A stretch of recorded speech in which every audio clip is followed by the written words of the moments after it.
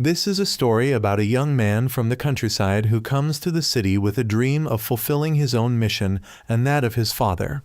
He is certain that in the city there will be many strong people he can confront and learn from. And so, the main character Jinbei has arrived in Edo City.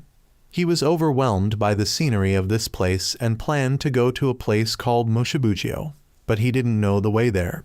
He got lost and found that people here were too indifferent to give him any directions. He was fortunately helped by a girl who took him home for a meal. He introduced himself and said that today he would work at Moshibugyo. She introduced herself as Haru and said she lived and worked at this shop with her grandfather. Her parents died early, but she felt that losing relatives in Edo was common. She then gave Jinbei directions. The reason he wanted to join Moshibugyo was because his father was supposed to go, but he could no longer walk well, so Jinbei had to go instead. Haru thought he was quite amazing. She then told him about the history of Moshibugyo, that 10 years ago, a suggestion box was set up to help people get closer to the government. Everyone here wanted to establish this Moshibugyo law enforcement team, and she herself had sent many letters requesting it because people wanted someone to protect them from insects. When Jinbei wondered about the insects, suddenly a nearby resident was attacked by insects. He left his luggage and ran to save the person. He discovered a corpse in the alley and a giant spider eating a resident. He rushed to attack but was thrown off. The Moshibugyo people arrived and the spider left. The man introduced himself as Katori and said he was the head of Moshibugyo. Jinbei said he came to take orders in place of his father, as his father had lost his left leg because of him. Once, the son of a district official was attacked by a giant spider and Jinbei couldn't protect him. When his father came to handle it, the official's son had wet himself, and to protect his son's honor, the official demanded Jinbei take responsibility. His father crippled his own leg to pay the debt for his son and lost his chance for promotion. Suddenly someone came to report that Haru had been captured by a spider, so Jinbei rushed to save her. He arrived just as she was about to be eaten. Jinbei rushed in, cut off the spider's leg, and dodged its web. However, this was a spider nest and the rest appeared. But at this moment, the Moshibugyo people arrived. A girl rushed in throwing bombs, and Katori introduced her as Hibachi, descendant of a ninja clan specializing in explosives. The second person was Shungiku, known as a criminal. The third was Tenma, a young onmyoji. Katori wanted him to leave it to the experts, but he still wanted to fight. He then confronted a spider, but his sword and legs got caught in the web. Haru screamed in fear, making him remember his father's teaching about a true samurai knowing how to protect those behind him. He then rallied his will, drew his sword to block the spider, and apologized for making Haru afraid. He was determined to become the #1 samurai, so he rose up to counter the spider and pushed it away. But when he defeated the first one, an even larger one appeared. Fortunately for him, the strongest member of the law enforcement team arrived and dealt with that spider. Haru thanked him for risking his life to save her. She realized that her and her parents' wish had come true, that the law enforcement team would be able to protect them from insects. Jinbei then ran after and asked for the name of the person who helped him, but he just walked away. We know that person is Mugai and he rarely communicates with others. Katori asked Jinbei about joining the law enforcement team, and he agreed. The next day, Jinbei joined the law enforcement team and began training there. In the morning, he practiced swinging thousands of times and even went to wake Hibachi up for joint practice. But he entered just as she was changing clothes, so he was thrown a bomb. At the meeting, Katori mentioned that they needed to let Jinbei know about the things to do here, and about the judge, the highest authority and the founder of this law enforcement team. The judge has never revealed his identity, and no one has ever seen his face. Jinbei went to greet Mugai, and Hibachi acted just like him. Their mission here is to exterminate the bugs as he saw yesterday, and no one knows where they come from.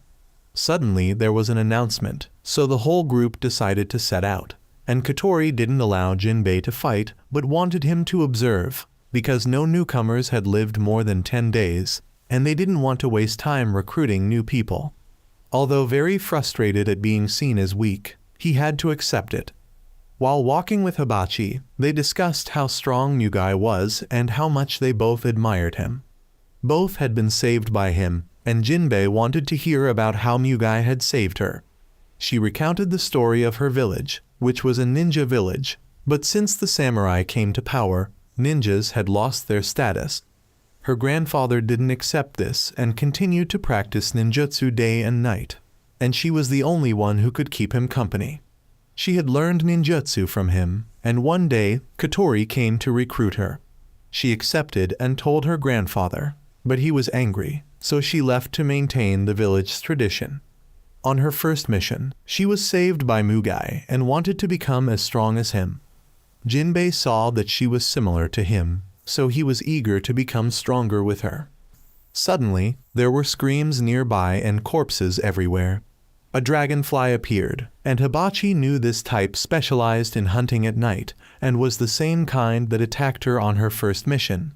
So now she wanted Jinbei to take care of the wounded while she would check the results of her training. She rushed to throw bombs at the dragonfly, but it wasn't enough. She was pushed into the water and couldn't detonate the bombs, so Jinbei rushed in to support her. He didn't use his sword, but would still try to help her. However, she wanted to defeat it herself to prove herself to Mugai, but he thought this wasn't the place for her to show off her talents, so she agreed to cooperate. He then used his sword to swap the dragonfly up for Hibachi to handle. She successfully sliced it to pieces and returned victorious. In the evening, Jinbei prepared hot water for her to bathe, and she remembered that she had hidden from Kotori that Jinbei had used his sword, because he hadn't drawn it, so it was temporarily accepted. He asked about her technique and learned its name. He was quite surprised, so he jumped up and accidentally peeped, resulting in him getting a few more bombs. The next morning, Jinbei continued to practice swordsmanship and tried to cut through this rock. But no matter how he slashed, it was useless. However, Shungiku passed by and hit his face on the rock, so he ruthlessly cut the rock and Hibachi's things into pieces. But Jinbei admired how he could easily cut the rock with that chipped sword. He accepted him as his master and followed him all day. But the people scorned and hated him just because he was a criminal. He wanted Jinbei to stay away, or he would be hated too, but Jinbei didn't care. They went on patrol and learned about recent robberies of wealthy people's houses. The culprit always left a hole with sharp cuts on the wall. Shungiku joked that he did it, but he never robbed, though he did kill. In the evening, they finished patrolling and Shungiku went to drink, while Jinbei went to Haru's shop for dinner. Both she and her grandfather were very warm towards Jinbei, and the grandfather noticed that his granddaughter seemed to have fallen in love.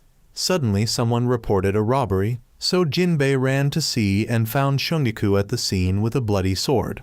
He was arrested and taken to jail, and Jinbei wanted to find a way to prove Shungiku's innocence. But unless he had a good reason, he would never be released.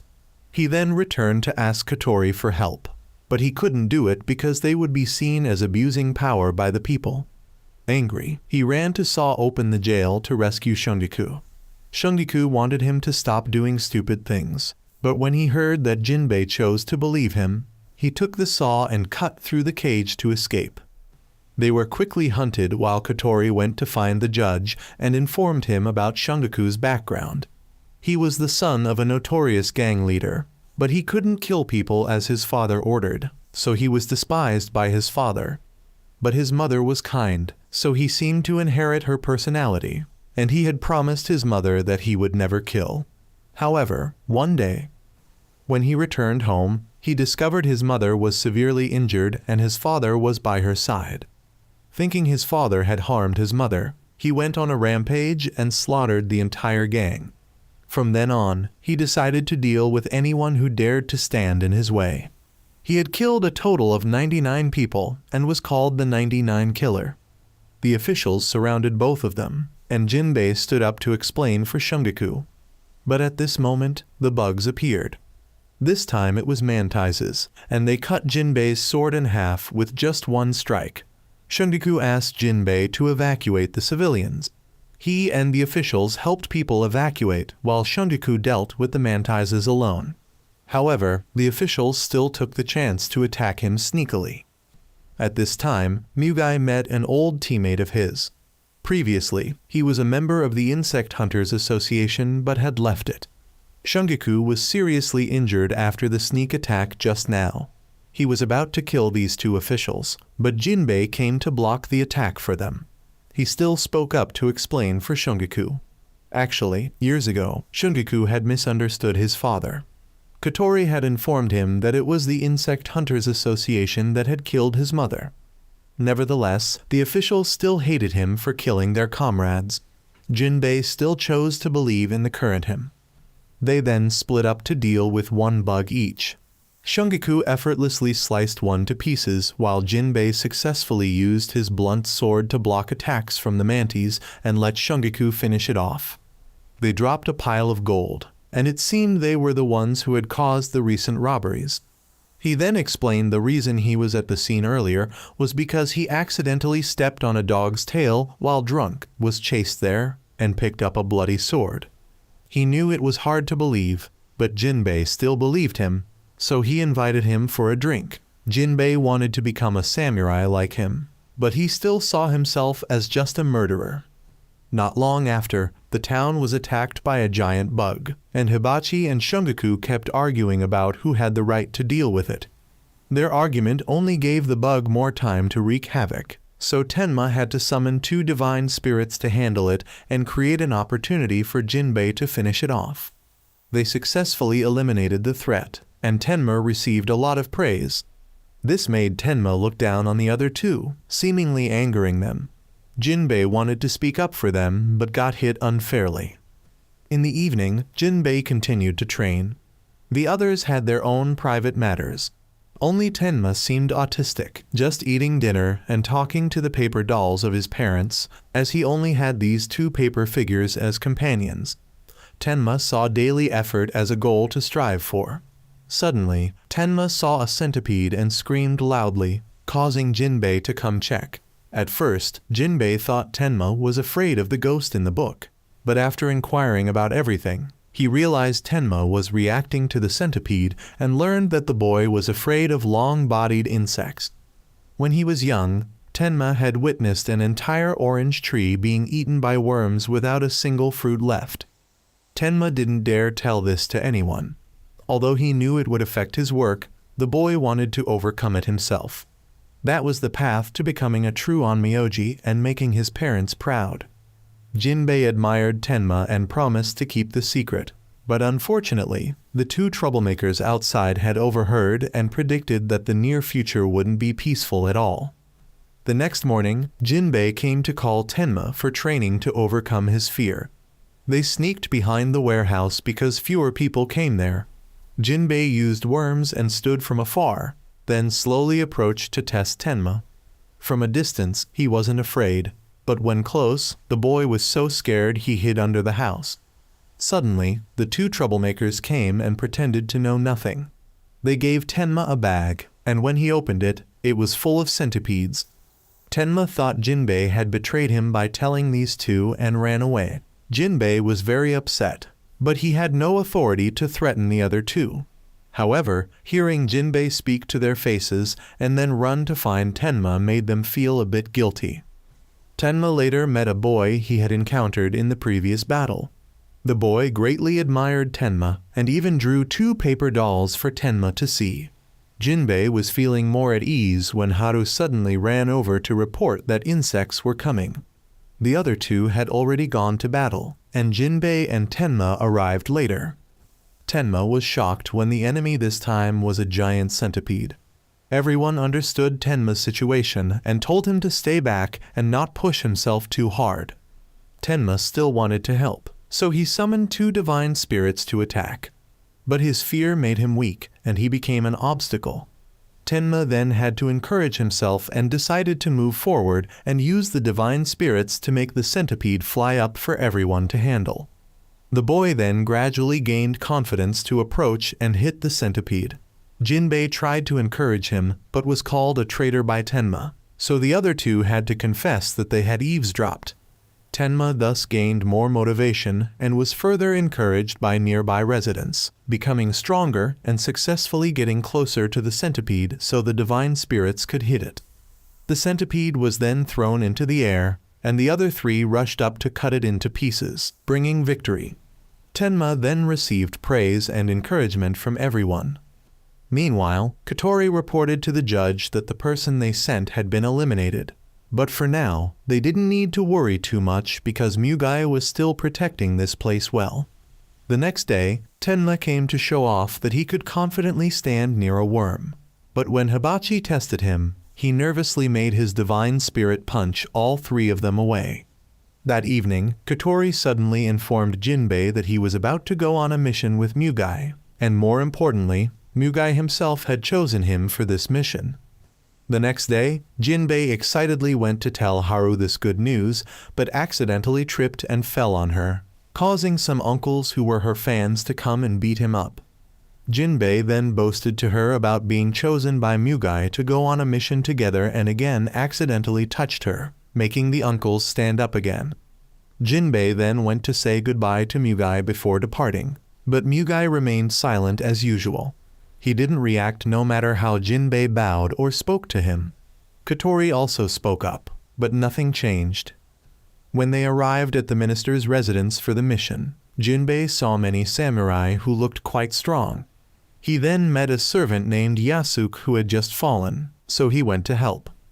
After introducing himself, Jinbei returned to Mugai's side to meet the minister. Although the minister was a person of authority, he still showed respect to Mugai, which made Jinbei admire him even more. The minister asked Jinbei some questions, but Jinbei's face was so excited that the man beside him had to remind him to introduce himself. The minister also showed respect to members of the law enforcement team like him, but Mugai wanted to know where the bug was. They were then led to the room of those who had been attacked by the bugs. Mugai recognized what kind it was, and suddenly there was a sound, so everyone rushed over. As soon as they got there, a person was being sucked by a bug, so Jinbei rushed in to handle it. He struggled quite a bit to deal with it because this one was both hard and fast. Now I realize this is a louse. Jinbei finally used his ultimate technique and successfully defeated the louse, but it was only a larva. Other lice continued to arrive, so Mugai rushed in and cut them down with just a few strikes. But it was nothing compared to when the male arrived. Mugai was confident he could handle it. Suddenly there was a scream from the kitchen, so Jinbei wanted to go save the person, but Mugai stopped him because he was still weak. However, Jinbei didn't want to appear useless, so he still ran off. The person in trouble was Yasuke, and the female louse was also there. Jinbei rushed in and gave it a push, knocking it away. He was determined not to let Mugai down. At this point, Kotori didn't understand why Mugai chose Jinbei to come along, and the minister was worried for Jinbei because the female is usually stronger than the male. But Mugai didn't care because he didn't need a teammate. He then rushed in and killed the male with one strike. Jinbei was still struggling with the female. He then rushed in and delivered a blow to its mouth, but it wasn't enough damage. He was about to do it again when its tentacles started to counterattack and even aimed at Yasuke, so he rushed in to block the attack and was rammed by the louse. He then continued to fight back but was pierced by one of its tentacles. Mugai then ran to look for him and found his sword left behind, thinking he had died. But hearing Yasuke's voice, he ran in and saw that although Jinbei was pierced by many tentacles, he was still worried about letting him down. Mugai had a different view of Jinbei and told him not to worry because he had never had expectations for him.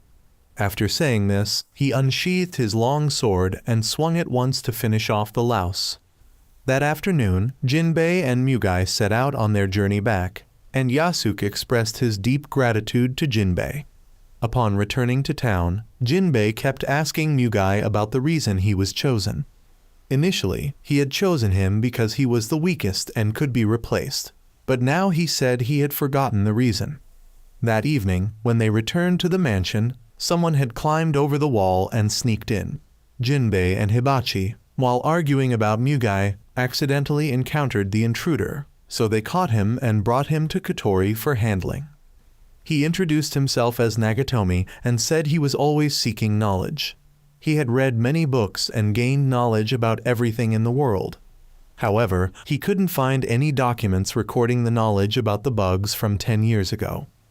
Nagatomi thought it was here and wanted to read it, so he snuck in to read secretly. But Kotori didn't allow it because that place had restricted access. It could be considered a top-secret location. Hibachi tried to take off his mask, and he was quite handsome. Kotori felt that this face looked familiar. Nagatomi then put his mask back on and made a fuss.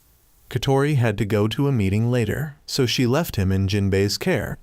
Nagatomi still insisted on going to read, so Hibachi had to knock him out to make it easier for Jinbei to watch over him. Jinbei then took him home, but he woke up midway and demanded to walk on his own. On the way back, Nagatomi accidentally passed by and saw a mosquito sucking someone's blood, but he thought it was just a dream, not reality. The mosquito then flew to Nagatomi, and at that moment, Jinbei ran over. He fought with the mosquito, but it kept targeting Nagatomi, so Jinbei had to take a hit for him. Nagatomi now realized this was reality, and after a long time of not leaving the house, he felt this was the first time someone had shed blood for him. Jinbei wanted Nagatomi to use his knowledge to show him how to defeat the mosquito because he couldn't beat it at all. Seeing Jinbei trust him reminded him of his past self. He was the son of a lord but didn't like issues related to physical activities, so he was seen as incompetent by his clan. Then he found a set of books in the warehouse and became interested in them, so he immersed himself in reading and learning about everything, abandoning this world full of deceit. Nagatomi still couldn't fully grasp reality, but he knew he would help Jinbei and not let his acquired knowledge become meaningless. Nagatomi ran to find straw and mugwort to burn, as it would slow down the mosquito and thus help Jinbei successfully cut down the mosquito before the other three arrived. The group then went to the inn to have a drink. When everyone had gone to sleep, Nagatomi planned to return the next day to thank Jinbei for saving his life, but he felt awkward about it. Realizing he had a chance to sneak into the book warehouse, Nagatomi decided to run away. He snuck in and rummaged around inside. While making everything messy, he accidentally found a scroll containing a map of Japan with half of it crossed out. Kotori suddenly came in, and he realized Nagatomi's true identity, that he was the next generation's shogun. In other words, he was the owner of almost the entire city.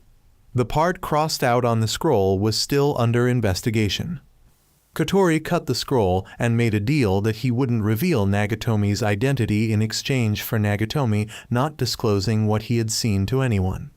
This was related to the spies they had sent out but couldn't return. Kotori wanted him to keep it a secret and not come back here. But Nagatomi set a condition that he would come here every day to meet Jinbei and keep the secret. Just as Kotori agreed and was glad that Jinbei had befriended even the next generation's shogun, Hibachi ran in and kicked Nagatomi for daring to sneak in here when everyone was distracted. Summer then arrived. Suddenly, at the foot of Mount Fuji, a giant beetle of enormous size appeared. It carried almost an entire forest as it moved. Meanwhile, Jinbei's group still didn't know about this and was eagerly waiting for tonight's festival. Nagatomi wanted to tell Jinbei more about the festival, but he was busy and ignored him. The giant beetle appeared every summer, so everyone was already prepared to welcome it. And the person responsible for handling this was always Mugai. Nagatomi was worried that it would devastate the entire city, but Kotori was completely calm. The beetle had thrown a wave of earth and rocks towards the city, but Tenma had smashed them to pieces. Hibachi and Shundoku took care of the rest. They only handled this to evacuate the citizens and prevent major impacts on houses. Jinbei, like Nagatomi, didn't know about this, so he was still at the mansion running around looking for everyone. The other three were evacuating the citizens when Tenma mentioned Jinbei, and Hibachi suddenly remembered. Kotori had informed Nagatomi that every summer, a beetle of this size would appear, and Mugai would be the one to fight it while others would evacuate the citizens. This was an annual event and nothing too extraordinary. Mugai was excited to have a stronger opponent than last year. Jinbei accidentally met a girl there. She said she wanted to find a place to watch fireworks but wasn't allowed to leave, so Jinbei thought she was the daughter of some nobleman. Mugai had tied up and flipped the beetle over so it couldn't move further. Hearing the rumbling sound but not knowing what it was, Jinbei was told by the girl that others were testing fireworks. The girl then turned away, and Jinbei decided to invite her to find a place to watch the fireworks. Hibachi came to inform Kotori that everyone had been evacuated, and she was about to go help Mugai. But Nagatomi also tagged along, forcing Kotori to follow to protect the future shogun. Back to the battle, Mugai was fighting and planned to cut off the beetle's proud horn. The citizens were all on the mountain, drinking and watching him fight. Since this happened every year, everyone was used to it. When the beetle tried to fly up, Mugai detached his sword, swung it around to create a shield, then launched it into its horn and pulled it back. At the same time, he shrank the sword to let the inertia pull him forward. As he flew towards it, he swung his sword and managed to saw off its horn. Jinbei, after spending a day with the girl looking for something to view the fireworks on, couldn't find any mat, but the girl managed to find one herself. They chose a watchtower as a good viewing spot. After cutting off the horn, Mugai's sword absorbed it, causing the blade to grow larger, and with one strike, he finished off the beetle. That night, fireworks were launched, and Jinbei watched with the girl. Jinbei had never seen fireworks before, and the girl apologized for not letting him watch with his teammates, but he didn't mind. The finale was a firework made by Hibachi herself. The girl gave Jinbei a bell as a reward for helping her watch. Just as Jinbei noticed the beetle and thought it was a hill, the girl had disappeared. That night, all the high-ranking officials like Kotori returned to report to the judge. As expected, the girl Jinbei met earlier was that judge. According to the plan, at this time each year, the judge would leave her position for a while, and the insect hunting group would target her during this time. They summoned numerous insects to keep them busy. Everyone was exhausted, but Jinbei still tried to appear energetic despite his dark eye circles.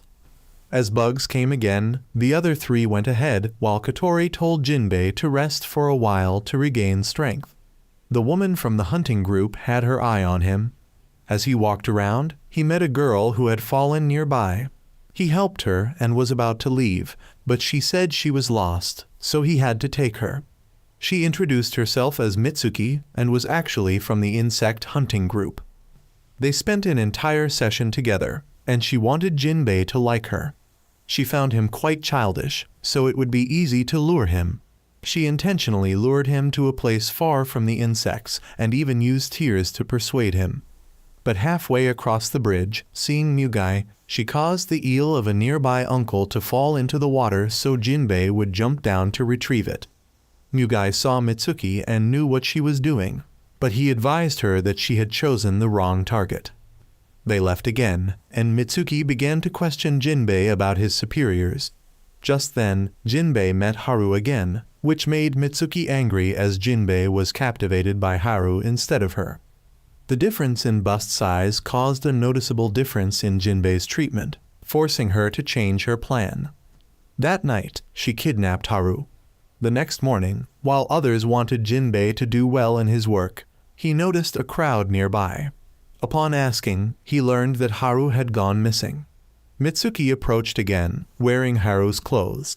The young man remained naive until she directly stated that she had kidnapped Haru and Jinbei must come alone to rescue her, or her insects would devour Haru. She then summoned insects to emerge, and the other three only now noticed that Jinbei had disappeared. Jinbei arrived at the location, and Mitsuki appeared. She wanted him to reveal the judge's whereabouts, but he didn't know as he was just a new recruit.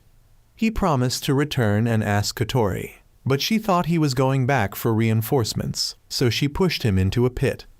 As he tried to climb up, a bug chased him down. he met Haru again, and Mitsuki realized how foolish she was to try and use someone as simple as him. She then played a flute to command ants to attack. Haru tried to help by kicking Mitsuki, but ended up falling herself, with Jinbei rushing to catch her. Mitsuki began dropping houses into the pit and creating quicksand below. Jinbei thought of stacking the houses to climb up. When he reached Mitsuki's level, he still believed she was good-hearted and must be under threat from someone. Finding him hopelessly stupid, she called all her insects back. Jinbei managed to handle the situation and protect Haru until the other three tracked them down and rescued them. They successfully dealt with the bugs, with no one knowing why the insects had gathered there. Jinbei and the others then returned. Mitsuki met with Mugai and realized she had indeed chosen the wrong person. But that wasn't what Mugai meant. Mugai always said things that made others think, while Mitsuki decided she wouldn't forget Jinbei. The insect hunting group set out without Mitsuki. They went to the dock to hire a boat, but the people there said there was nothing on the island they were heading to. Sensing that these people knew something about the island, the three attackers assaulted them and were executed. When Kotori's side heard the news, they mobilized all forces to support the judge. Jinbei wondered who would protect this place, and Kotori revealed that if anything happened to the judge, all of Edo would be flattened in a day. But as soon as they boarded the ship, insects immediately attacked. Jinbei wanted to go back because Haru's shop was nearby, but Kotori didn't allow it as the judge was more important. Fortunately, the minister's samurai group stayed behind to protect the city. They wouldn't let these bugs run wild in the shogun's city. They had to place their trust in the samurai. A while later, as the group was about to reach the island where the judge was resting, a hunter was waiting for them and destroyed their ship. This man was Minako, as strong as Mugai. Upon hearing he was a hunter, Shungiku rushed to avenge her mother. The others tried to reach the island, but Minako wouldn't let anyone pass. Hibachi and Jinbei managed to escape using gliders, so they were temporarily entrusted with the most important mission. On the ship, a barrage of cannons hit Minako, wounding him significantly. Shungiku didn't finish him off, wanting to preserve her title of 99 kills, so she ran to Kotori's ship and the others. The hunting group had almost reached the judge, but she realized and used a poisonous mist to hold them back. They had prepared antidotes, so they continued to advance. As Hibachi and Jinbei were flying in, they were discovered, and their gliders were punctured. Jinbei couldn't hold on and fell right where the judge was. But he only thought she was the judge's attendant. He kept interrupting, preventing her from explaining, so she just accepted the role of a servant. She was confident the poisonous mist would hold, saying the judge was still safe. Hibachi encountered a hunter who easily detonated Hibachi's bombs from afar and wouldn't let Hibachi continue for long. They taunted each other, and Hibachi was kicked hard. Back to Jinbei, as he tried to imagine what kind of person the judge was, the judge pretended to agree with him. He thought the judge must be very strong to want to live here, but the judge only wanted to live here forever to avoid affecting others. However, Jinbei's optimism intrigued her, and she felt that with him around, she wouldn't be bored anymore. At the right moment, the hunter had infiltrated and the judge had used acid to block his attack. She had to pull them away from Jinbei's location to keep him safe. The Kotori group also encountered one, but Shungiku saw that he wasn't the one who killed his mother, so he left him for Tenma to handle. Back to the judge's location, no matter where they fought, Jinbei still tried to follow her. The hunters also ignored Jinbei and only targeted the judge. As for Shungiku, passing by, he encountered Mugai fighting with one of them. He revealed that Mugai was once the leader of the hunters group, causing Shungiku to suspect that Mugai might have killed his mother. Mugai only dodged and blocked attacks without retaliating, so the other guy took the opportunity to escape. Back to Jinbei, the judge suspected him of being a spy as he always interfered when she launched attacks. Moreover, the hunters didn't even bother with him. But she was wrong because Jinbei was just too weak to be worth bothering about. Jinbei had also stood up to block attacks for her because he wanted her to tell the judge to run away. But Jinbei couldn't face them all alone, so he was beaten severely and passed out. On Mugai's side, he had proven himself by standing still for Shungiku to strike without resisting. Shungiku wanted to hear the whole story clearly, so Mugai said they would deal with it later. Meeting the judge again, she realized she was wrong to suspect Jinbei. She was no longer human, as her toxic nature would kill anyone who touched her. That's why people feared her and gave her the position of judge to exploit that ability. She had also reassured herself by fabricating reality. But now she had met someone like Jinbei and decided to protect him at all costs. She transformed into her true form, but they knew they couldn't defeat her, so they had a plan to counter. They shot an arrow at her, but she was confident she could block it with her acid armor. However, this arrow had another one inside, and it penetrated through. That arrow sealed her power, and they said it was made from dozens of different insect species and forged with their sweat, bones, and blood. She knew she wouldn't survive, but she realized Jinbei was about to wake up, so she ran a bit farther to make them forget about him. But the one who had fought with Tenma's group came back and realized Jinbei was still alive. The judge wanted them to spare Jinbei. Seeing that Jinbei was important to her, they wanted to kill him even more. Fortunately, Mugai arrived in time. Seeing that Jinbei had wholeheartedly protected the judge, he praised him for doing very well. Mugai had rushed in and single-handedly fought the whole group. When the ones who came later tried to sneak attack, the Kotori group had also arrived, and Tenma had pulled the judge and Jinbei out of the battle. Shungiku had joined Mugai, hoping to eliminate the one who had killed his mother, and it was this masked man who confessed that he was the one who did it. Shungiku felt he was about to have his 100th victim, so he prepared to change his nickname.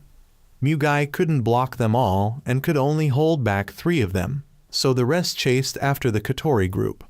Shungiku's sword broke after one strike, so he stopped to take a sip of alcohol before continuing.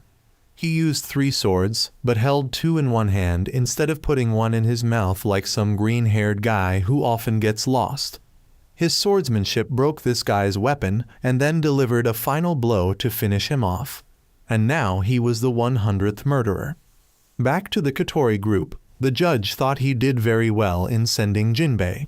Just then, one of them jumped out and smashed the ground, causing the area to shatter. This guy and Kotori both fell down the mountain. The judge and Jinbei were also separated from the other 2, so she took Jinbei away from this dangerous area. However, she didn't notice that Jinbei was experiencing a very strange phenomenon.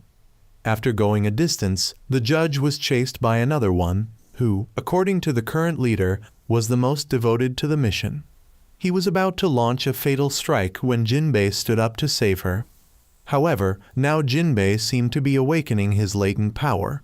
His speed and physical strength improved dramatically. He went to pick up a sword without paying attention to the other guy.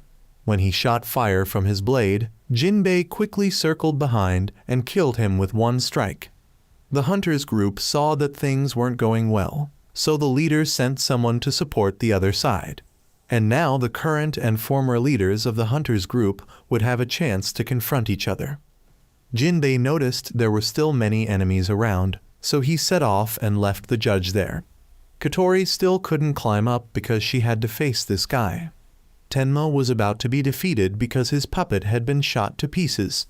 Fortunately, Shungiku arrived and dealt with this guy nicely. But 2 henchmen sent by the leader also came to ambush all 3 of them. The other guy who wasn't dead yet woke up and pointed his gun at all 3. He fired a whole magazine, but Jinbei stepped in to catch all the bullets. However, after that, he turned to attack his teammates, but he still prioritized the enemies first. His ponytail turned into a hand and grabbed those 3 guys. He slammed them down hard, and that tail started shooting spikes in all directions. The judge tried to reach him to stop him, but was caught by one guy who took the chance to eliminate her. But the sound of her bell awakened Jinbei. He rushed to attack that guy and returned to his normal state. But after that, he was exhausted and fell asleep.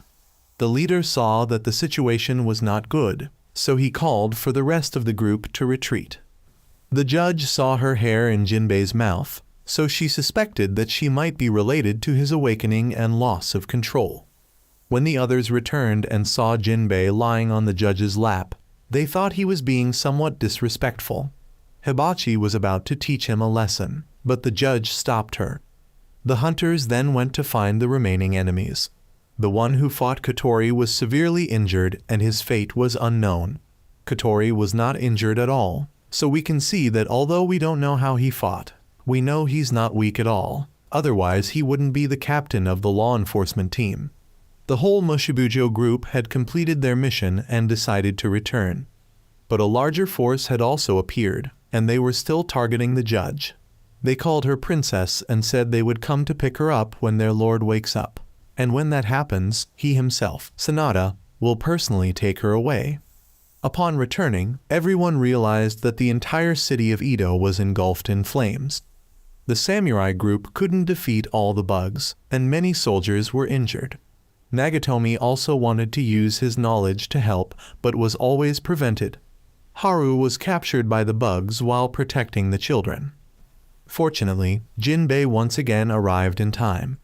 Jinbei's father had also come down from the mountain, and with just one leg, he had taken down a mountain of bugs. Meeting his father again, he taught Jinbei another lesson, that he must always be ready to fight and not let his guard down in any situation. He checked his son's technique, and that night everyone had a party to celebrate the victory. Jinbei didn't remember what happened on the island, but no one was allowed to tell because Kotori said he needed to find out more. Jinbei wanted to meet the judge, but still didn't have enough authority. That night, the father and son talked to each other. Jinbei felt that he was still too weak and had damaged the honor of the family technique. But his father called him a fool for trying to protect something when he hadn't even mastered the sword technique yet. He advised him to practice more, and tomorrow he would take him on a training trip. As for the judge, she had informed Mugai about how her hair had caused changes in Jinbei and suspected that Jinbei might also be an insect hunter like Mugai. She had now started to become uncomfortable with loneliness, so she sneaked out to find Jinbei. She saw him practicing and was about to run out, but when she saw him talking to Haru, she hid away. He decided he must become stronger to protect the judge and this city. Then the next day, Jinbei set off for training. Both father and son had overcome countless difficulties to climb Mount Fuji, and he decided to teach him the technique he invented when he was young, but the son kept interrupting, so he punched him once. Because Kotori only gave him 3 days to practice, he taught Jinbei the first ultimate technique, which was to use the sword but strike down like a hammer. He then caused Mount Fuji to be on the verge of eruption and gave his son 3 days to learn that technique and strike at this position to stop it before the city below the mountain was burned down. It had taken him 5 years to learn, so he hoped his son could learn it in 3 days. But after a whole day of practice, Jinbei could only cut rocks, but couldn't make the hammering strike like his father. On the night of the second day, the father saw that he indeed inherited his wife's dexterity. He decided to sing a lullaby to help him sleep. On the morning of the last day, as soon as Jinbei woke up, the lava had reached the foot of the mountain. His father said this was his last chance. He focused and prepared to face this challenge. He parted the lava to both sides and ran to the middle of the mountain, then delivered the hammering strike. The lava then slowly flowed down. After that, his father demonstrated the next skill, the lava vortex. This would be the next skill he had to learn, but now time was up, so he promised to try to learn that technique. The judge now remembered what Jinbei had said, that their statuses were still too far apart, and if she met him now, he would be scrutinized. But he still hoped that he would become stronger so he could have an audience with the judge and keep the promise he made on the island, which now made her set a goal to wait for the day he would be granted an audience with her.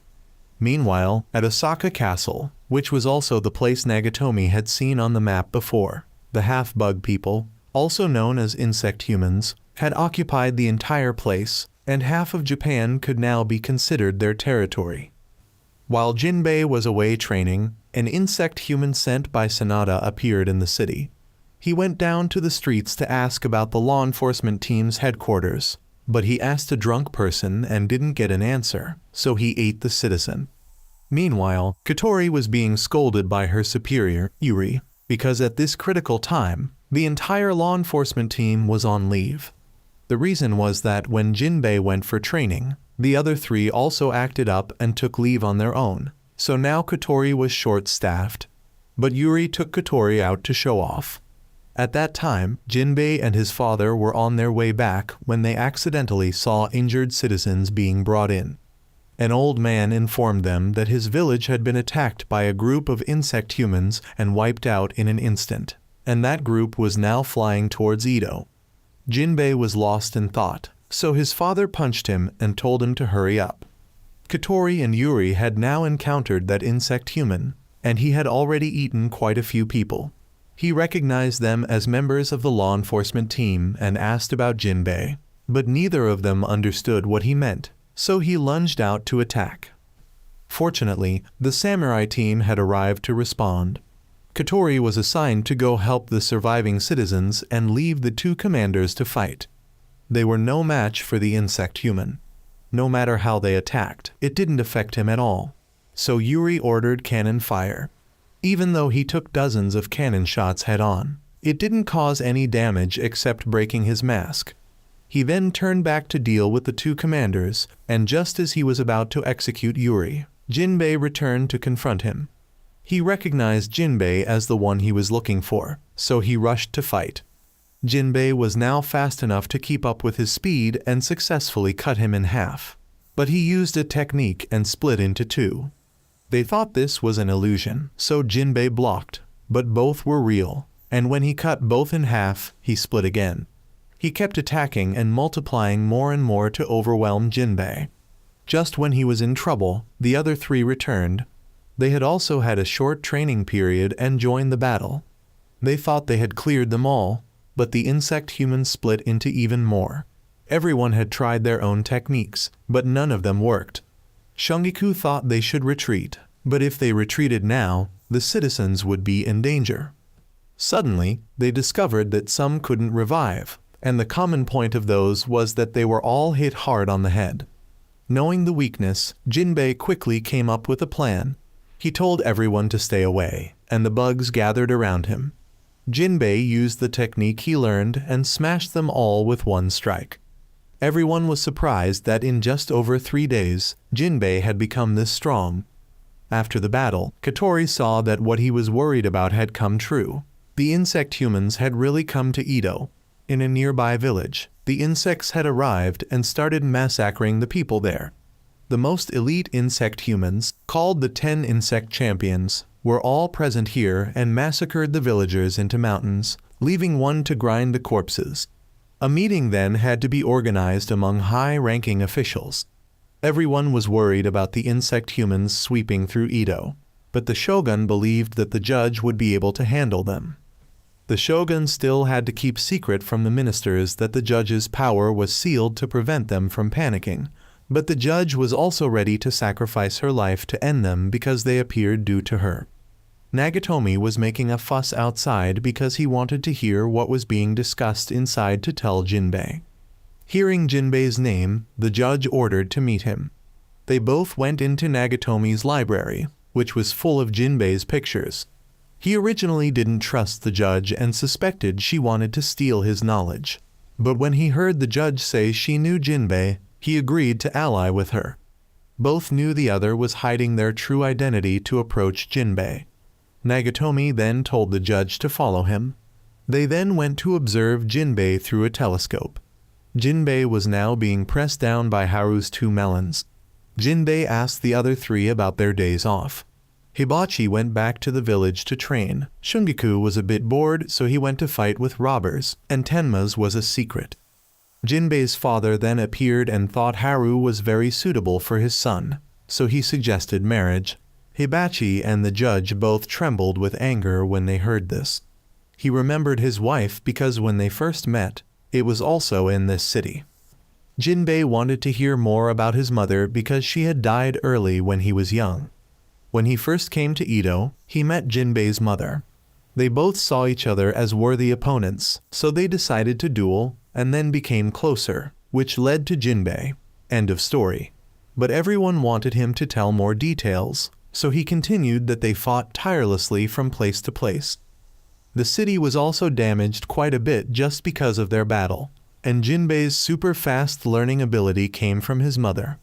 For a whole year, they were still evenly matched.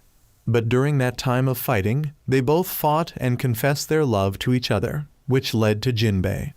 Although they didn't raise Jinbei together, he had grown up exactly as they wanted. The judge observed all of this and realized something, so she asked Nagatomi where his father would usually hide treasures.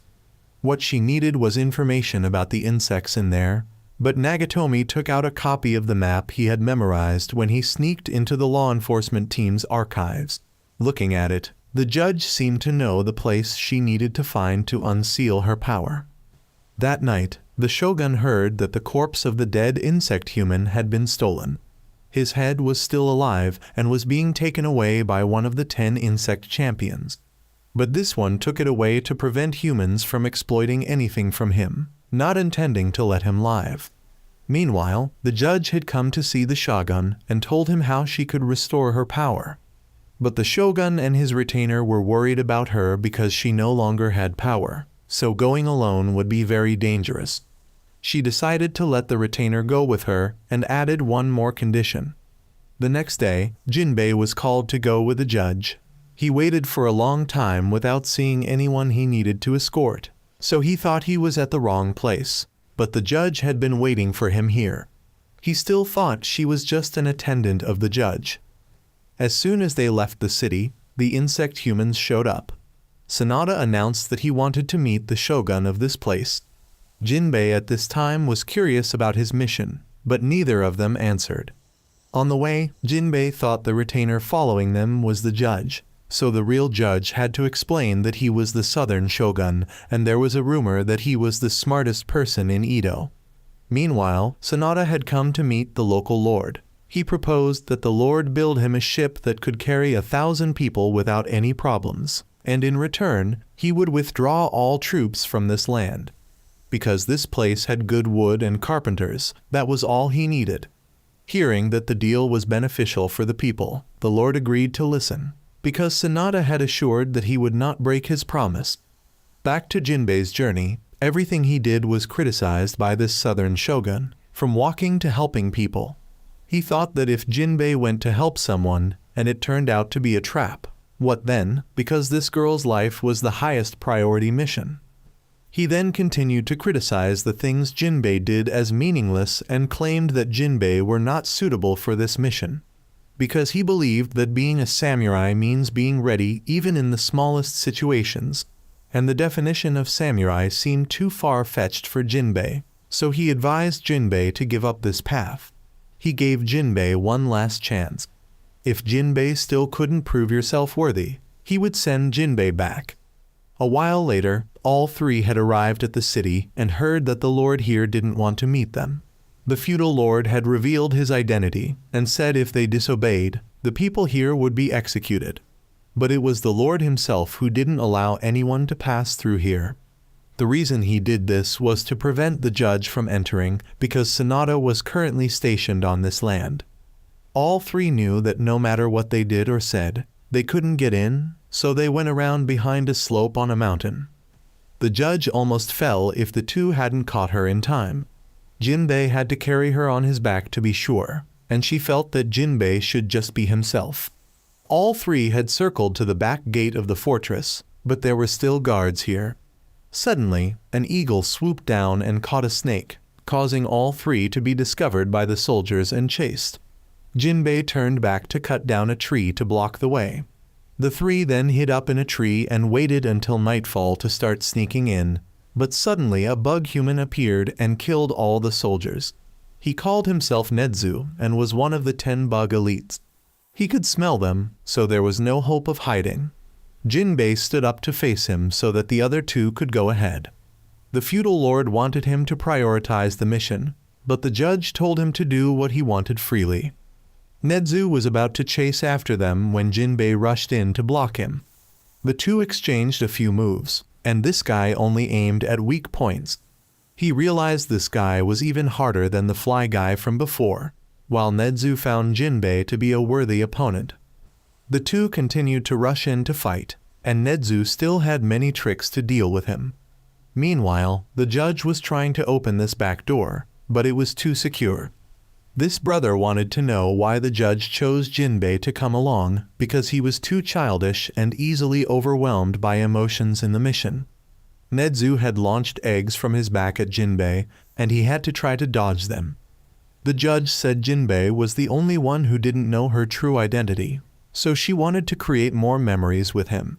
He then said nothing more and just accepted to follow everything the judge said. He slashed open the door, and the judge called for Jinbei to come right away, but Nedzu wouldn't let him run, so he threw sharp points at him. He blocked them and then used 2 moves his father had taught him and defeated him. He wasn't dead yet, so he went back to report to Sanada. Hearing the news, he gave the Lord 2 choices: either bring the intruders here or he would execute everyone in this town. He knew the intruder was the judge. The next day, the Lord made a request to the people. But the people thought it was the government's business, so Sanada took out the dead bodies to threaten them into complying. He declared that if the people still wanted to see tomorrow, they should hurry to carry out the order. The Lord, though angry, had to endure.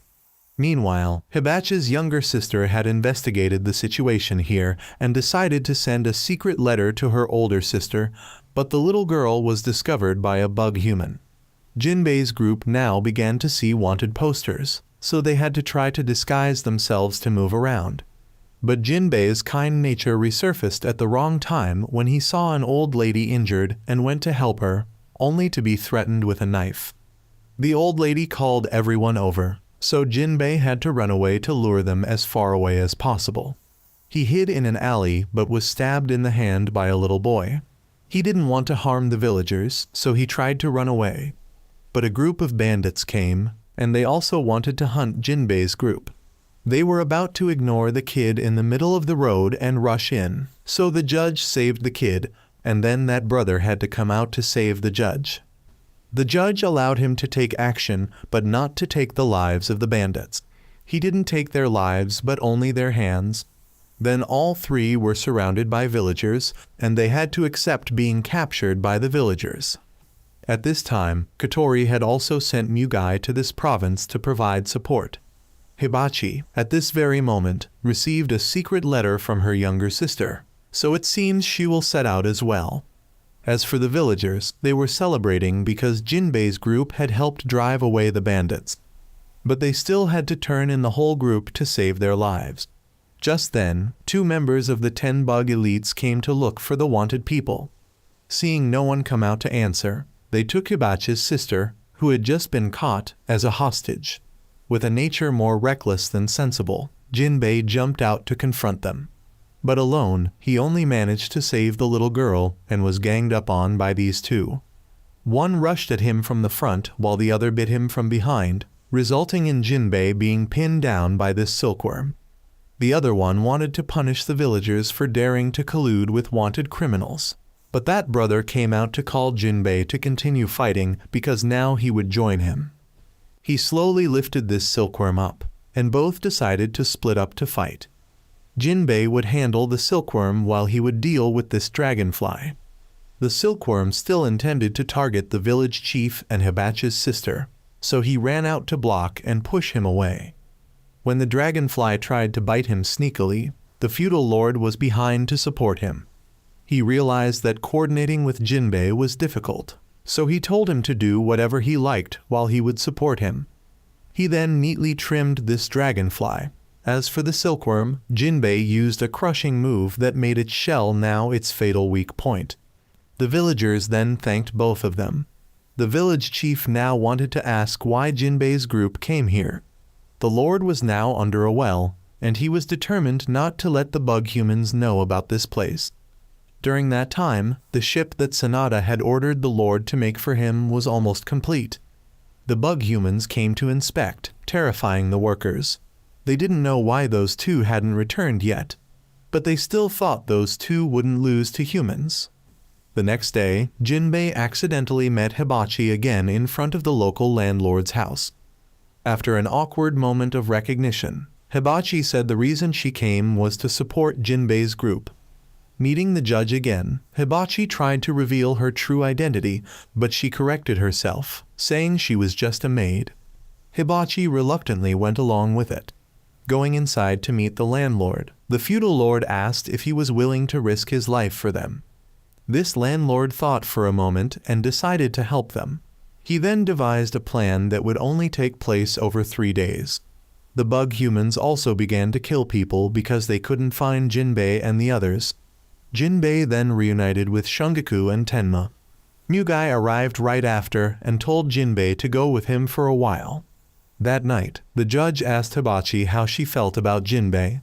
Although she still put Mugai first, she still saw many good points in Jinbei. As for Mugai, he had asked Jinbei if he knew the judge's purpose in bringing them all here. But when he realized Jinbei still didn't know the judge's true face, he turned away. Jinbei then went to meet the judge again, and they both went together to chat. Jinbei told her about the patrol team, and the judge really enjoyed hearing his stories. She noticed that Jinbei still kept the bell from when they first met. The two sat in a romantic-like manner for a while until they were interrupted by the other three, so they returned to the inn. A few days later, the ship was completed, so the feudal lord's plan was about to begin. Everyone would be divided into 3 groups. The judge's group consisted of herself, the landlord, and Mugai. The villagers' group included the whole village and Hibachi's sister. The final group was the entire enforcement team, except for Mugai. That night, on the Lord's side, he wanted Sanada to leave right after delivering the ship. But he hadn't caught the intruders yet, so he would kill everyone as punishment. The Lord knew there was no other way, so he had prepared all his forces to fight back. But his soldiers had all been slaughtered, so he considered all hope lost. The next morning, the people were gathered in one place for the bugs to prepare to feast, but the enforcement team showed up and dealt with them. That brother also appeared right after and declared a challenge to Sanada. He gave him the right to set the rules, but Sanada didn't care because his bugs would devour everyone anyway. Jinbei suggested that he was being cowardly and would rather run away. Touching his pride made him accept the challenge. He then set a rule that if they wanted to fight him, they must first defeat his subordinates. Sanada used that mountain as a starting bell, but everyone could see that he was just trying to show off his own strength. The group then went to discuss the plan once again. The judge group would go to the well where her power could be restored. The villagers group would have to try to lead the people. The law enforcement team would try to buy time for the judge group to regain their strength. The law enforcement team's battle then began. The whole group was trapped in a barrier and Jinbei accidentally got separated from the group. He was caught by Nedzu and pulled underwater. Since he was a water strider, this was a favorable environment for him. Jinbei couldn't move well underwater, so he deliberately let himself be cornered before counterattacking. The Hibachi group also encountered the leader of the insect men group. This guy was a cricket, so only Hibachi could withstand his sound, so she took responsibility for dealing with him so everyone else could continue moving forward. She knew who he was when she heard his name, and it seemed he also recognized her as a ninja from the village through the knife she was holding. Back to Jinbei, he punched so hard that all the water splashed up, so the other guy had to use his trump card of molting. He molted into a human and knew he would be punished for revealing his identity, but decided he would drag Jinbei down with him. This guy became much quicker and could use water techniques, completely overwhelming Jinbei. But just as he was about to be defeated, Jinbei remembered his father's teachings about the lava vortex technique from that time. That Jinbei must grasp the flow of the enemy's technique to use it as a tool to counterattack, because everything has its own flow. Jinbei rose up and changed the direction of the water stream to aim at that guy, then followed that water flow to fly up and finish him off to end the battle. Though defeated, that guy also warned Jinbei not to be too arrogant because there were many stronger ones than him. He told him the names of the 3 strongest ones. Jinbei also expressed his admiration for him and then went to find the others. He met up with Hibachi again. She was being trapped in a cage by the cricket guy, so Jinbei rushed up to attack him. But Hibachi blocked the attack because it was just an illusion created by that guy's wing vibrations. She realized Jinbei had defeated one of them, so she felt much more relieved. She told Jinbei to observe her and then rushed into battle. She could now move more smoothly and her mind was more at ease thanks to Jinbei. She was determined to defeat him and become the #1 ninja. She then threw a series of bombs at him, but he created ultrasonic waves to block them. She threw shuriken, but they flew right through his body. She saw that Guy had revealed a forbidden technique that belonged to the ninja village. She remembered the story her grandfather once told about someone who had killed his master and stolen the forbidden technique. Why does this sound so familiar somehow? And that person was right in front of her now. He decided to get serious and molted to fight. He released a miasma and became invisible. Hibachi was immediately chained up and burned. She stabbed herself in the leg to escape that illusion. He used another illusion to make her meet her grandfather. He took her to bandage the wound and decided to accept her efforts, thinking that after this he would stop being a ninja. But his words revealed he was fake, because her real grandfather never wanted to give up being a ninja. Unable to target Hibachi, he switched to targeting Jinbei. Jinbei was repeatedly tricked by images of Hibachi in danger and attacked her. But when she lured him to hit his head on a tree, the illusion disappeared. He was then tricked again and made to run off somewhere else to play. Hibachi was then surrounded by 4 illusions of that guy, so she used bombs to escape and was then caught from behind by him. The Shungaku group had now entered the stronghold to face the remaining enemies. Hibachi realized he created illusions by flapping his wings, but he didn't care if she discovered it or not because he had already won anyway. He tied her to a stake and started mocking Jinbei. He kept trying to climb up and falling down over and over. The more stupid he acted, the more that Guy mocked him, until he finally rose up and grabbed the illusory Hibachi, realizing it was just a tree branch. Hibachi still chose to rise up to protect him, and once again freed herself from the illusion. She realized he wasn't actually strong, while Jinbei, no longer affected by the illusion, jumped down and landed a hit on that guy. Hibachi also threw some explosive knives and successfully defeated him.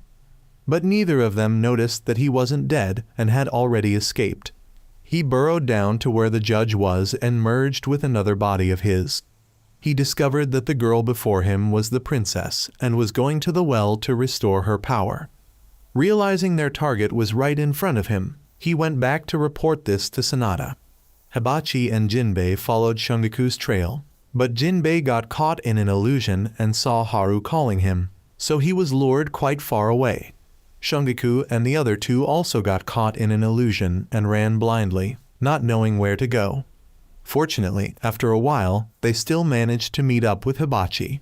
Shungaku taunted the insect men, so they spoke up, helping Shungaku judge the direction to strike. He rescued Jinbei and warned him that these guys were very strong. Then Shungaku was taken away by them. The group was left behind there, and the feudal lord forced them to continue. Jinbei accidentally groped Hibachi's chest, so she punched him away. He said he didn't want to be a burden, so they should go on, and he would still follow. The group then saw Shungaku outside, and he also told them to go ahead. Shungaku was warned about the molting, so he gave these 2 time to molt, saying it wouldn't be fun if it ended quickly. They thought he was being a bit arrogant, so they rushed to attack and were cut into many pieces by him. However, these 2 were cockroaches, a species considered immortal. They continuously regenerated and counterattacked. The feudal lord thought Shungaku had become weaker than before. Anyone who had known Shungaku for a long time would say the same thing. The Shungaku now and the murderer from 99 years ago were 2 completely different people. Shungaku also felt that fighting like this would never give him a chance to win, so he turned and ran. He clamped his sword between his legs to climb the wall. The others crawled up after him, but were cut down by him, because even cockroaches will fall if cut into pieces. And Jinbei know what's scarier than two cockroaches. Two cockroaches that start to spread their wings. They switched to flying, and he had cut them down, but one remaining pushed him into a nearby house. They started to molt and stopped joking around. The other guy only now explained why Shungaku was weaker because before, he had a reason to pursue and fight. When Shungaku was pursuing the goal of killing his father, he was truly a monster ready to take on anyone who stood in his way.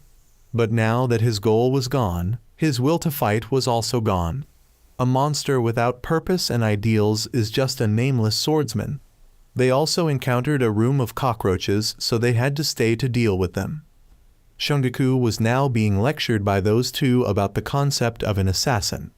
They believed he was being hindered by the lives he had taken, but if he killed enough, life would become fragile to him. But he didn't want to become like his father, so he would always carry the burden of those lives on his hands. He remembered the image of his father who used to beat him, but begged for mercy when faced with his sword. But he didn't strike his father because he didn't want to become someone like him. He chose to be an insect exterminator, not a murderer. Now he decided to unleash all his power. He slashed at supersonic speed, and the two cockroaches were reduced to dust particles that couldn't regenerate. After the battle, Shungaku sat down to rest and had a drink. Jinbei's group came to pick him up right after. They saw that now there were only 3 left and Sanada. The group then encountered a problem as there were 2 paths. So Jinbei and Tenma went one way, while the other 3 went another way. They all thought there were only 3 insect elites left because Hibachi thought she had really killed that cricket. Sanada had ordered his remaining subordinates not to show their faces if they were defeated. The ninja was currently following the judge, but hadn't acted yet. Tenma was now afraid of everything, from getting lost, dark places, narrow spaces, high places. Jinbei noticed this, but Tenma said he would calm down soon, so it was okay. Jinbei asked about Tenma's parents, and the boy said he had been separated from his parents since he was young, so he wanted to become famous to meet his parents again someday. And then both of them encountered one of the insect men group. He wanted to duel one-on-one with Tenma, so Jinbei had to temporarily stay out. This guy decided to teach Tenma about true justice and believed that he himself was the most righteous. Tenma now could gradually shape his own fighting style. One spirit god leaning towards speed would attack with full force to hold down that grasshopper, while the other spirit god leaning towards strength would be used to strike. But he always found openings to knock Tenma away, yet just before falling, he would catch Tenma to continue fighting. Gradually, Tenma was overwhelmed by his speed, but he didn't finish Tenma off, instead continuously helping him up to fight more. He then repeatedly beat Tenma. Even when Jinbei wanted to intervene, he was punched too. He wanted Tenma to stop relying on paper dolls or friends so that he could meet his family again and become truly righteous. Hibachi's group heard Tenma's screams, but the feudal lord wanted them to continue. Tenma kept being beaten repeatedly. Finally, he wanted Tenma to say that he was the true righteousness. If so, he would grant the boy a gentle death. Tenma was about to say it, but Jinbei helped him remember how hard he had tried to find his parents. Tenma recalled the memories and began to burst with power. The paper crane started turning into a paper airplane and Tenma made the dolls merge. The other guy also started to molt, but before he finished, Tenma knocked him out of the earth. Tenma then collapsed and was carried by Jinbei, but midway when he woke up, the boy hit Jinbei once and asked him to let him walk by himself. Hibachi's group now also encountered the 2 remaining insect men. The judge group had now reached the well. The feudal lord was also waiting for her there. The ninja reported back to Sanada, and he ordered to deal with everyone. But before he could act, he was discovered by Mugai. He had recognized him from the beginning, but only acted now because he wanted to ensure the judge arrived safely. On the other side, Jinbei had also arrived to support the law enforcement team. The other guy wanted everyone not to fight recklessly, but to make a plan first. Mugai had pulled the ninja outside. He wondered why an insect hunter like Mugai would join the judge. Mugai didn't say, but we could still see the flashback of when he received the mission to assassinate the judge years ago. But when he arrived, the judge didn't resist at all and stayed still for him to execute. But Mugai saw that she was also like him, not loved by anyone and not loving anyone. There was only loneliness and following given orders, and that night he joined the law enforcement team with the goal of exterminating insects. Mugai and the ninja fought and accidentally flew over to Jinbei's group. Knowing the judge had no one nearby to protect her, Jinbei and the feudal lord decided to leave and leave this place to everyone else. When the other two didn't allow it, Hibachi threw a smoke screen for both to leave. Jinbei suspected Sanada was on the upper floor, so he asked the other guy to go to the judge while he would challenge Sanada to at least buy some time. The judge now had the well opened. The feudal lord reminded her about the ritual that she would have to endure the painful past again.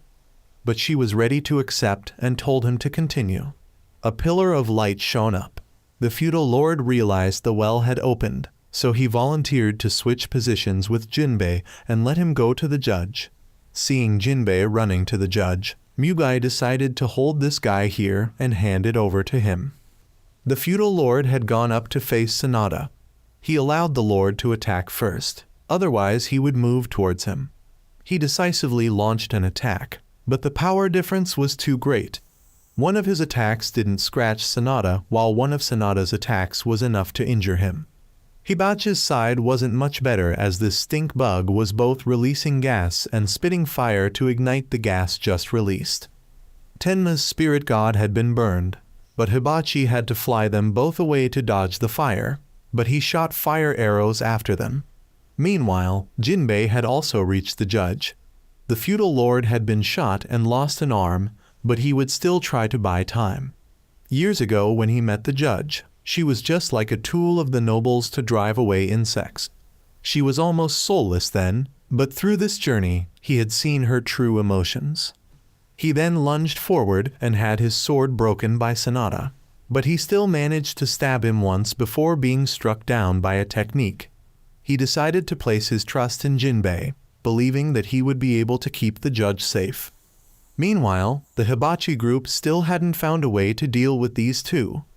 The judge had now informed Jinbei about what would happen if humans and insects entered the well.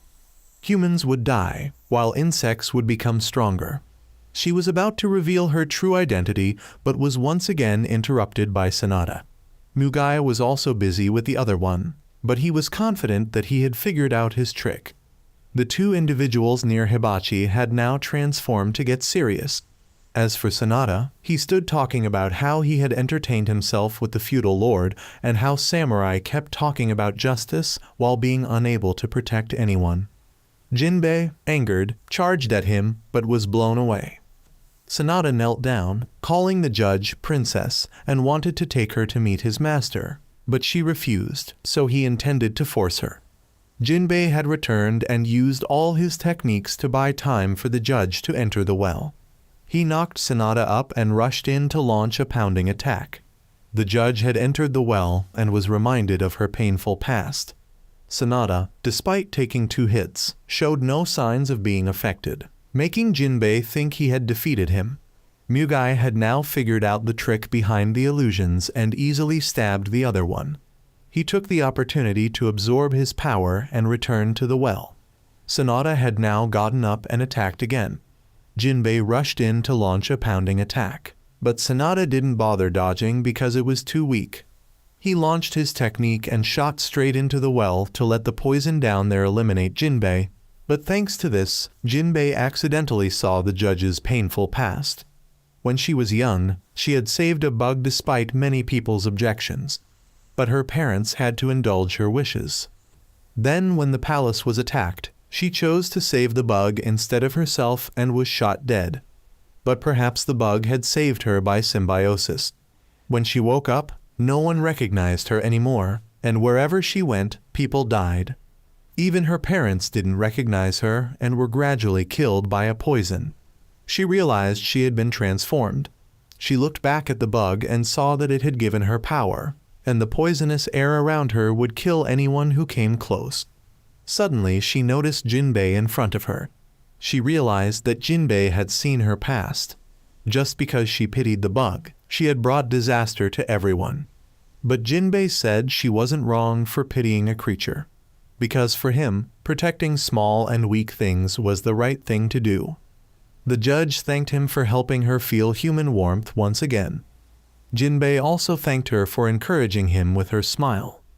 Hearing this, she pushed Jinbei out of the well while she continued to sink. Sanada was now pleased that the judge regaining her power was also part of his plan, because when she regained her power, her memories would also be lost, and he would take advantage of this to sweep away mankind with her. After hearing this, Jinbei hugged the rock blocking the well to jump back down. Mugai also came to face Sanada in his place. Jinbei hugged the rock down and met the judge again. He told her what he had heard from Sanada, and she seemed somewhat regretful, but she said this was the only way. Jinbei said he would defeat Sanada for her, and they both came out of the well together. The hibachi side had now been reinforced by the bug repellent that Nagatomi had previously applied. This was their chance to counterattack. Sanada had knocked Mugai away and was chasing Jinbei. But Mugai hadn't fallen yet, so he ran to block a hit for him. Sanada was formerly a general of the judge's house, but he had been grabbed by that bug when he was pinned down by wooden beams. Mugai managed to stab him once, but he was completely unharmed. The feudal lord chose that moment to blow up the wall under their feet, hoping to bury Sanada, but it was useless and even buried Mugai. After dealing with the old man, Sanada flew to intercept Jinbei. Jinbei still tried to resist, only to be stabbed by him. He didn't kill him outright, but choked him to force the judge back to the well. She reluctantly agreed to save Jinbei's life. Kotori had now arrived to support the hibachi group. He said he would take care of these two, and the three of them should go support Jinbei. Sanada let the judge enter on her own without forcing her. She wanted him not to harm Jinbei. He agreed to the deal, so she jumped in. An energy pillar erupted, causing the two outside to rush in confidently, only to be finished off by Kotori in one move. When the judge came out of the well, she was in the form of a white butterfly instead of a moth. Sanada was shocked at this sight. The Kotori group arrived right after and attacked Sanada, but it was still useless. Then suddenly, the judge stabbed Jinbei from behind. Jinbei saw writing on her hand and wanted her to look and remember, but she couldn't remember at all. Sanada took advantage of this to attack Jinbei and told the judge to return to meet his lord. Sanada absorbed all the power from the well and summoned a multitude of bugs. Jinbei still didn't give up and charged straight in, only to have his sword broken and receive countless wounds. He was even hit by a beam to the head. The other four also charged in, but even after unleashing a barrage of techniques, Sanada remained unscathed. The energy flowing from the two insect men was gathering around Jinbei. Mugai had to come up as there was no way back. Mugai managed to break through the armor, so Sanada switched to attacking. Countless bugs were summoned. Sanada discovered that Mugai was still injured, so he targeted him first. And once again, Jinbei appeared to save the day in his half-demon form like before. After investigating, Kotori learned that Jinbei's mother was an insect hunter like Mugai, and she had been cursed by the Eternal Insect. The Eternal Insect was also the one that gave the judge her power, so when Jinbei came into contact with its power, his body would react. The previous time, it was because Jinbei had swallowed the judge's hair that he awakened. This time, it was direct contact with that energy. But in Jinbei's mind, the voice of that insect appeared, and he decided not to let it manipulate him like before. Mugai helped him regain consciousness when he saw the image of him shining like at the beginning. But now the judge had joined the fight, so Jinbei asked to fight her. While the others were struggling with Sanada, Jinbei was trying to get close to the judge and absorb all the poison she was spewing out. He managed to grab her hand, helping her feel that warmth again, and gradually her memories returned and she remembered everything. However, Jinbei also collapsed from inhaling too much poison. The judge returned to the right side and helped fight Sanada. He was still single-handedly taking on the whole group. and he thought that if he killed Jinbei, the whole group would lose their fighting spirit. But just as he shot a beam down, Jinbei woke up and charged. Sanada quite praised his resilience for being able to fight so well despite being poisoned. But just one slip-up and this whole area would turn to dust. The others dealt with the bugs below while leaving Jinbei alone with Sanada. He used his ultimate technique to create a whirlwind, then summoned a dragon to charge up, and finally finished with a meteor shower.